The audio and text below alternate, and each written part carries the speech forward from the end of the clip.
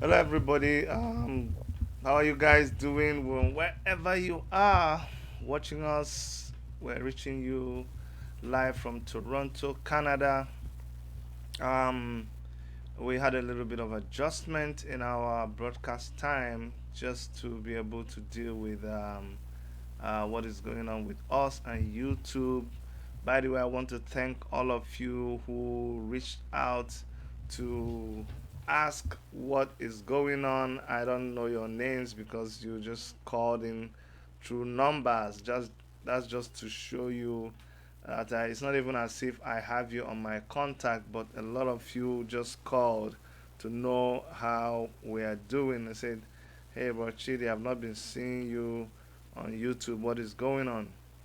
The other person on Instagram said, "Hey, bro, Chidi, what are you go? What is happening? We've not been seeing you also, and so many of you.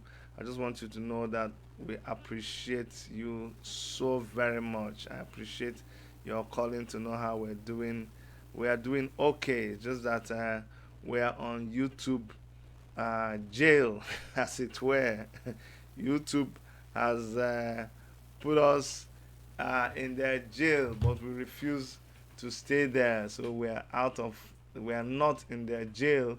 We're going ahead to do whatever we're doing. We're transmitting live on Facebook, but by tomorrow, we're going to be off this YouTube blockage. We're hoping to host the publisher, Dele Momodu, tomorrow on YouTube and possibly on Facebook. But we'll see how it goes. But definitely, we're going to have him by 3 p.m. Nigerian time tomorrow. So make sure you don't miss it. If it doesn't happen on YouTube, it will happen on Facebook and we will share the link. But we hope that by tomorrow, we'll be back on Facebook. So thank you, everybody. And if you have not actually subscribed to our YouTube channel, this is an opportunity for you to go find out Facebook. Find out on YouTube, Worship Media, uh, WMTV. WMTV. That's the new name for our YouTube channel. So make sure you go there and you subscribe. If you subscribe, click that bell sign there so that we will notify you anytime we come back. Okay. Also, leave us a comment and give us a thumbs up. And here on Facebook, please make sure that you give us a like because we need that like button. I just discuss. You do a lot of things and you don't even care. Somebody informed us that hey, people need to like your page. Tell them to like your page. Okay, and follow and follow. You see, we do this activism job. We don't even care about so many things. So now you know you're supposed to follow us. So follow us and like us. I beg on Facebook. I've been doing this thing for how many years? I don't even care about these other things. But please go ahead and follow us on Facebook and like us. We also have our Instagram page. So make sure that you do all of those things. Oh boy, we dey try. We know if you do everything. The one way we fit do, we will just carry on like that. Today, as we continue to get ready for the Revolution Now protest, as you all know, Revolution Now protest is happening on the 1st of October. It's happening nationwide, and even we're happy to report that the Nigerian Labour Congress has decided to join in protesting against what is happening in Nigeria. So there'll be a protest by the Nigerian Labour Congress, and we are considering seriously. Watching what is happening in the east with the sit down mode that IPOB is putting in effect in the East. We are still watching that carefully, but Revolution Now movement is protesting everywhere in the diaspora and everywhere in Nigeria concerning October 1st. We're saying there is no reason to be celebrating the independence when we are not even independent. All we have is a flag independence. So we are not celebrating anything. And a lot of people keep asking me, Chidi, why do you disturb this our young people? Why do you want to push them to come and protest? And I ask them back, I should be the one asking you, isn't there enough reason? Don't you have enough reason to protest?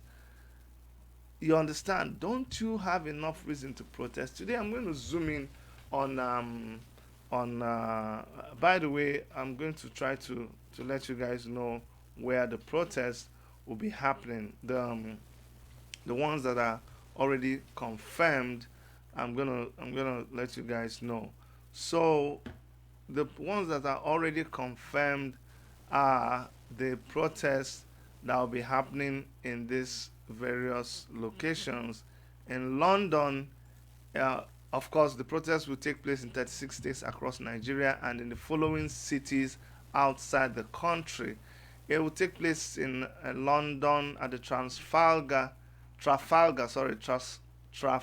Square, Charing Cross, London. It will also take place in Sweden at the Nigerian Embassy, uh, Tigratan, Stockholm, Sweden.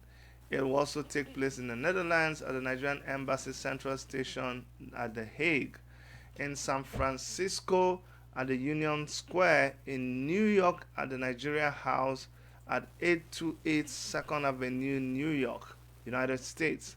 It will also take place at the Washington, D.C. Nigerian Embassy at 3519 International Crescent, Northwest Washington, D.C., United States. In Canada, it will take place at the Dundas Square, downtown Toronto. And in Germany, it will take place at the Nigerian Consulate in Frankfurt, Webbrandstraat, Webfranstrad, Frankfurt, Germany.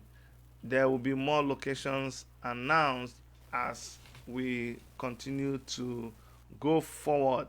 Now, a friend of mine sent me some images about what university life is right now in Nigeria. Because remember, I'm trying to tell you why you, as a young person who lives in Nigeria, especially as a student who passed through a higher institution in Nigeria, why you should be protesting. I remember my university days. It wasn't perfect. Things had started going down because we were protesting. We were also protesting. We will protest against anything. I know they have killed the Students' Union, but now the kind of life that students live,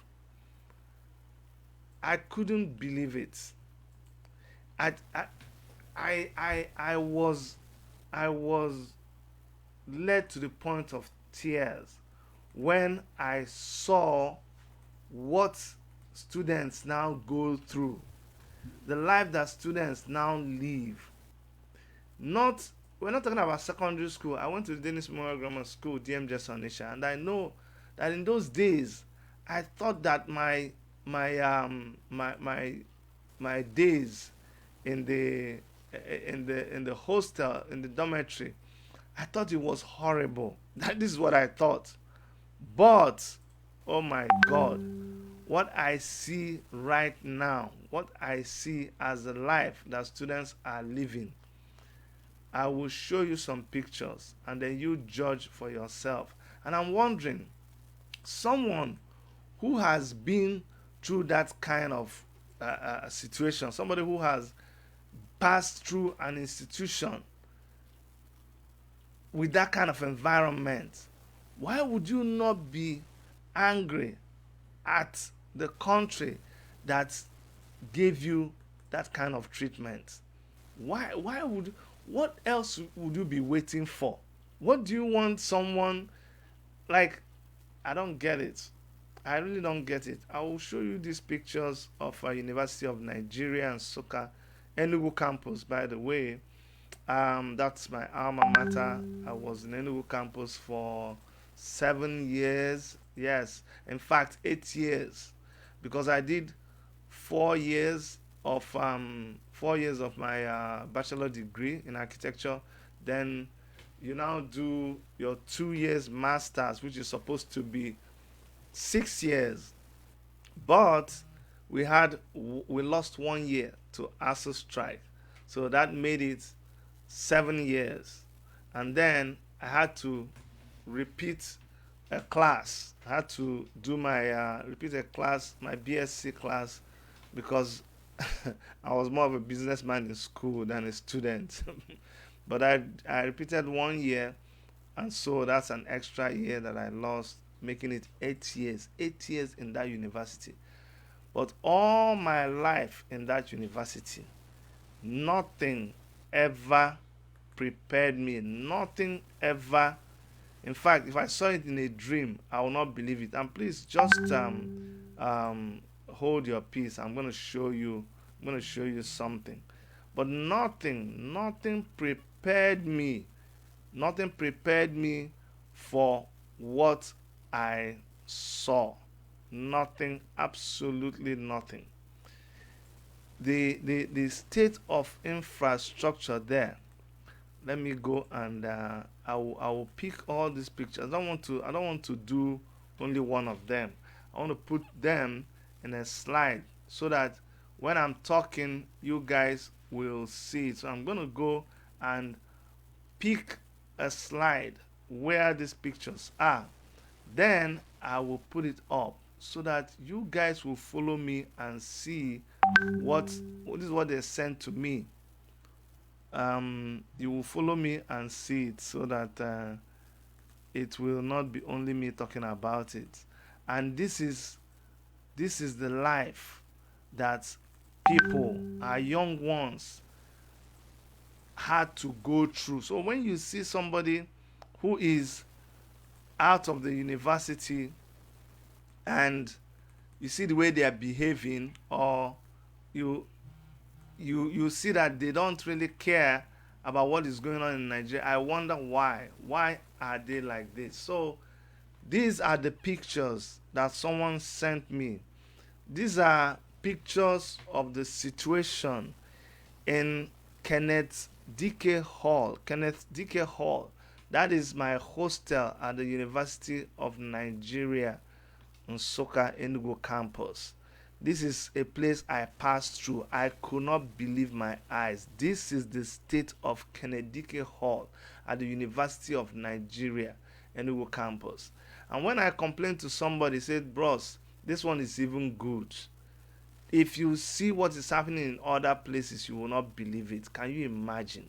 Can you imagine? This is university. This is a federal university located in the eastern part of Nigeria. So do you now see why when people are protesting for their independent state of Biafra, do you see why you cannot go and query them?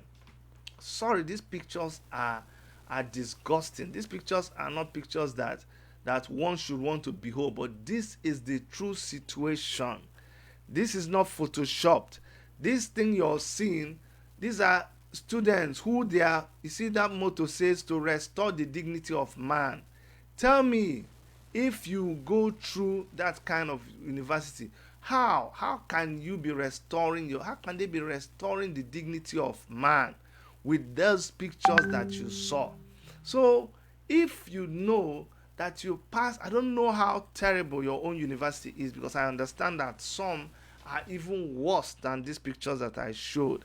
So if you know that your own university is much worse, much more worse than what I have shown, then please help me advise our fellow young people that there is a reason for them to step out on the 1st of October and protest this kind of inhumanity from your government. How can your government, how can your lawmakers, how can your leaders subject you to this kind of treatment and you are still keeping quiet? You should not be keeping quiet. By now, all of you should be on the street. and you are still waiting to go back to this kind of situation. We are still asking, oh, federal government, open up universities, we want to go back. And this is the situation. So I'm going to do something about this. My friend sent me this picture. My friend is he's a doctor in the U.S. and we're all students at the University of Nigeria. And he was studying medicine then while I was studying architecture. And he sent me this picture and he said, "My brother, I'm crying. I can't believe that that is Kennedy Hall. We used to call ourselves IJ. So many important people, and I'm not kidding you. So many important people have passed out of this university, this Kennedy Hall. It was named against Professor Kennedy, who was the first vice chancellor of the University of Ibadan. His son is now a historian. His name is called Emeka Dike. I'm going to try to reach them because we need to do something about this. We need to do something about this. If you keep trying to reach the government to get them to do what they are supposed to do, they never do it. They never do it at all. So while we're still tackling the government to get them to do what they're supposed to do, I'm going to reach out to these people and see what they can do. By the way, Ike Obosi, the former aviation minister, what's his name again? Um, um, oh, thinking about Kennedy Hall has just messed me up, but I'll remember Chidoka. Chidoka, you guys know Chidoka. Chidoka also graduated from Kennedy Hall.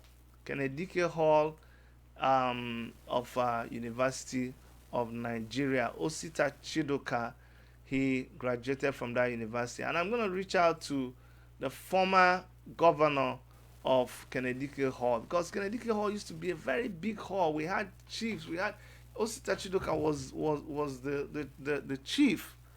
And you would think it's a small thing. No, you have a big Ofala cultural festival. As students, we were so advanced. That's why when I look at myself like this, I'm like, oh my goodness. In school, we were already so advanced in whatever we were doing. Just to, I think this was a picture. No, this is not in United. Osta Chidoka was already the chief of the hostel then. And we had the governor of this Madu Monwea, one guy called Madu Monwea. He's on Twitter. I'm going to reach out to him because he was a governor of Kennedy Hall. All of us need to come together and try to do something, at least for Kennedy Hall. And I'm asking everybody to check back with your school. You don't even know, maybe your hostel doesn't exist anymore. We need to do something about it. But most importantly, on the 1st of October, I want us to show our anger and our annoyance at the government, which has subjected its citizens to this kind of inhumane treatment. How can you possibly have students in 2020? I'm going to show you guys that slide again. How can you have students in 2020? They say to restore the dignity of man. You want to restore the dignity of a man, and you subject this man to this kind of, this is urinal, in a place that is supposed to be the number one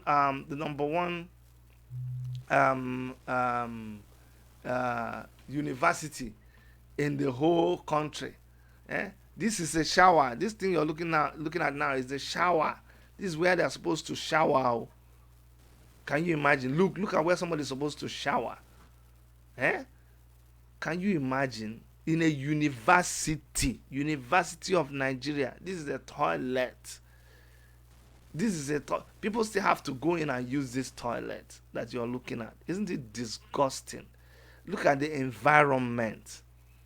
Look at the environment of university. This is just one hostel. Look at. Look at where somebody is supposed to live. Oh. Look at inside the student's room. The roof is gone. The ceiling is gone. They put that pink rubber there to collect water. Isn't that madness? Can you imagine? Look at the ceiling of a University of Nigeria. Oh. Hmm. Anyways, I didn't even come to talk too much today. I just wanted to highlight and let you guys know that we have every reason to go out there and protest, and make sure, please, that um, you watch out for our broadcast tomorrow, um, with Dele Momodu. We're going to continue to look at this this situation in Nigeria. It is awful. It is terrible.